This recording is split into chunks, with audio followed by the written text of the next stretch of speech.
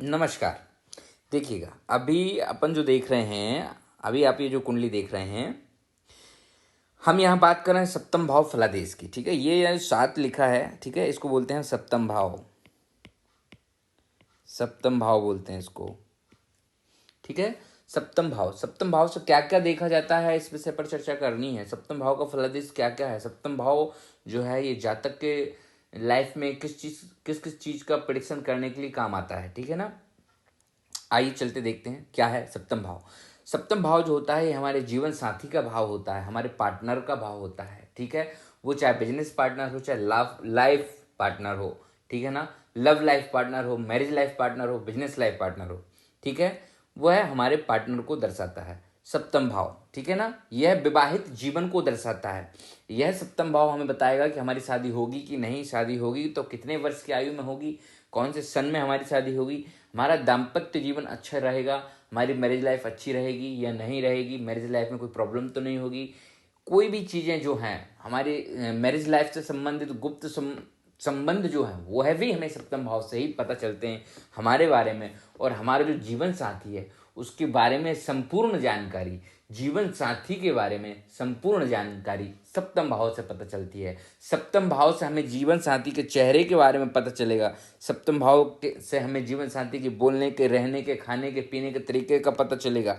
सप्तम भाव से ही हमें जो है हमारा जो जीवन साथी है उसकी स्टडी क्या है, उसकी पढ़ाई क्या है, उसका एजुकेशन क्या है और उसकी कैपेसिटी क्या है, काम करने की कैपेसिटी क्या है, वो तीसरे भाव से, एजुकेशन इस भाव से, और उसको सुख है कि नहीं हमारे साथ, वो हमारे साथ संतुष्ट है कि नहीं, हमारा जो लाइफ पार्टनर है, हमारा जो जीवन साथी है, हमारा पति या पत्नी, वो हमारे साथ सुख का अनुभव कर रहा है कि नहीं, वो हमें इस भाव से और इस भाव से पता चलेगा।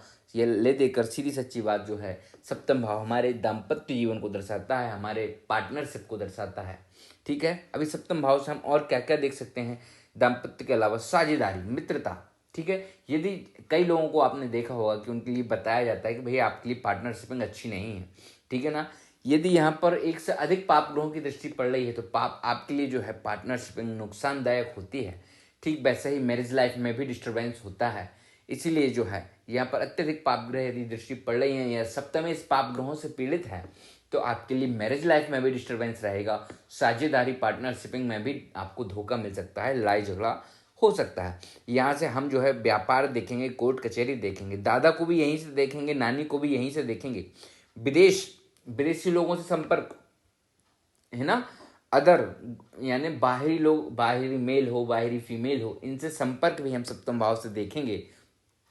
यहाँ का और यहाँ का जो संपर्क है गुप्त संबंध के रूप में भी हम देखेंगे। ये बेडरूम कहलाता है। ठीक है, ये बेडरूम कहलाता है। जब हम सप्तम भाव का फलादेश करते हैं तो 12th हाउस को बेडरूम कहा जाता है और विदेशी भाव भी कहा जाता है। गुप्तांग, स्त्री पुरुष के जो गुप्तांग होते हैं, जो जननांग होते हैं, जो गर्भाशय जिसे हम कहते हैं, ठीक है, जहाँ से बालक बालिका की उत्पत्ति जिसको हम कहते हैं, जहाँ से वीर स्थल होता है, उस स्थान को जो है सप्तम भाव कहते हैं। वह सब चीज़ें यहाँ से देखी जाती हैं, सप्तम भाव से देखी जाती हैं। किसी के गुप्तांग में कोई समस्या तो नहीं है, वह सप्तम भाव से देखा जाता है। प्रतिस्पर्धा, यह भी सप्तम भाव से देखा जाता है, क्योंकि ये हम स्वयं हो गए हैं और ये हमारा पार्टनर हो गया है। अब हम दोनों में आगे कौन है, हम दोनों में ज़्यादा कौन, कंपटीशन, सदैव पार्टनर के साथ हमारा कंपटीशन रहता है कि वो जो काम कर रहा है हमें यार वो काम उससे अच्छा करके दिखाना है। ठीक है ना, क्योंकि हम पूरा काम पार्टनर के ऊपर छोड़ देंगे तो गाड़ी डिस्टर्ब हो जाएगी। साइकिल के 2 चक्के हैं, मानकर चलिए, लग्न पहला चक्का है, सप्तम भाव दूसरा चक्का है, दोनों बराबर चलेंगे तो साइकिल अच्छी चलेगी। एक चक्का गड़बड़ हुआ तो दूसरा चक्का ऑटोमेटिक रुक जाएगा। ठीक है, तो यही हमारे है ना पार्टनरशिपिंग के साथ साथ प्रतिस्पर्धा को भी दिखाता है। प्रतियोगी या विरोधी, ये सब चीज़ें भी हम सप्तम भाव से देखते हैं। देखिए, इस भाव का नाम ही जाया भाव है। ठीक है, इस भाव को सप्तम भाव कहते हैं, जाया भाव कहते हैं। तथा यह भाव जो है यह मारकता का भाव भी कहलाता है। सप्तम भाव और द्वितीय भाव यह मारक भाव कहलाते हैं। इस बात को सदैव यहाँ ध्यान रखना चाहिए। यह पश्चिम दिशा का कारक है, इस बात को भी ध्यान रखना चाहिए। सप्तम भाव की यहाँ से यदि दृष्टियाँ हैं, सप्तमेश यहाँ बैठे हैं तो आपका लाभ जो है आपको स्त्रियों द्वारा भी लाभ होगा, स्वयं के द्वारा, स्त्रियों द्वारा लाभ होगा।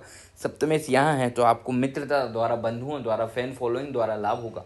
इस प्रकार से सप्तमेश लग्न में है तो आप जो है अपने जीवन साथी के प्रति, अपने मित्र के प्रति, उसके द्वारा ही आपको लाभ होगा। और सप्तमेश यदि यहाँ हैं तो आपके प्रेम संबंध, विवाह संबंध, प्रेम संबंध जो है विवाह में कन्वर्ट हो सकते हैं और आपको सप्तमेश अत्यधिक प्रेम भी मिलेगा। सप्तमेश यदि आपका यहाँ आएगा तो आपको आपके जीवन साथी के साथ सुकून मिलेगा। सप्तमेश यदि आपका यहाँ पर आएगा तो आप सप्तमेश अपने पार्टनर के साथ जो है बिजनेस कर सकते हैं, उसके द्वारा धन लाभ कमा सकते हैं। सप्तमेश यहाँ आएगा तो आपका शादी के बाद आपकी भाग्योन्नति होगी यदि सप्तमेश आपका यहाँ पर आकर बैठ जाएगा। सप्तमेश यहाँ आएगा तो पत्नी से शत्रुता रहेगी। सप्तमेश यहाँ जाएगा तो यह अच्छा प्रेडिक्शन नहीं कहलाएगा। इसके लिए दूसरे ग्रहों की कंडीशन देखनी चाहिए, तब यह अच्छा रहेगा, वरना यह बुरा रहेगा। और यहीं पर यदि सप्तमेश यहाँ पर आता है तो भी वही कंडीशन पड़ती है, क्योंकि ये मारक भी बनता है और कुटुंब के लिए भी है, अच्छा और बुरा दोनों प्रकार से है। तो अन्य ग्रहों के संबंध को देखकर हम सप्तमेश का यहाँ पर प्रेडिक्शन करेंगे, ठीक है ना। तो ये सप्तम भाव का मैंने आपको संपूर्ण फलादेश बताया है कि सप्तम भाव से हम क्या क्या देख सकते हैं, क्या क्या देखा जाता है। अब आपको अच्छा लग रहा है तो प्लीज़ लाइक करें, कमेंट्स करें, आपको क्या पूछना है वो बताइएगा। और बस एस्ट्रोलॉजी क्लास में इसी तरह बने रहिए। जय श्री कृष्णा, नमस्कार, एस्ट्रोलॉजर राधे।